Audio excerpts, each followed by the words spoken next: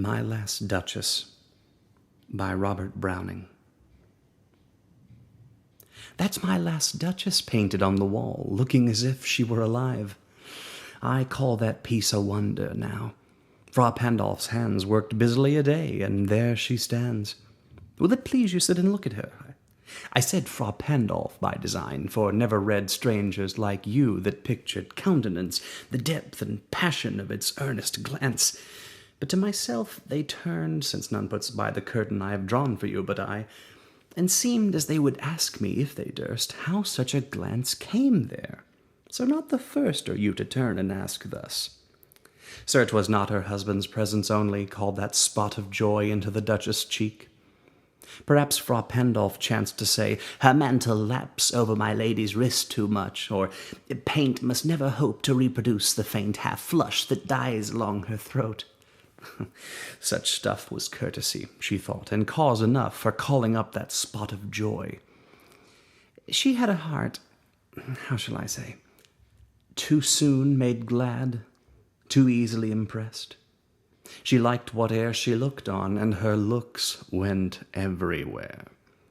Sir, 'twas all one, my favour at her breast, the dropping of the daylight in the west, the bough of cherries some officious fool broke in the orchard for her, the white mule she rode with round the terrace, all and each would draw from her alike the approving speech, or blush at least.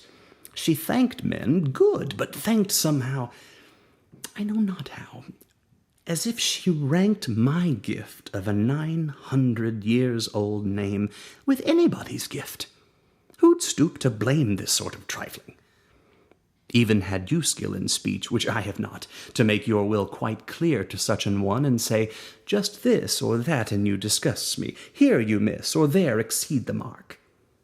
And if she let herself be lessoned so, nor plainly set her wits to yours, forsooth, and made excuse, even then would be some stooping, and I choose never to stoop. Oh, sir, she smiled, no doubt, whene'er I passed her, but who passed without much the same smile? This grew, I gave commands. Then all smiles stopped together. There she stands, as if alive. Will it please you rise? We'll meet the company below then.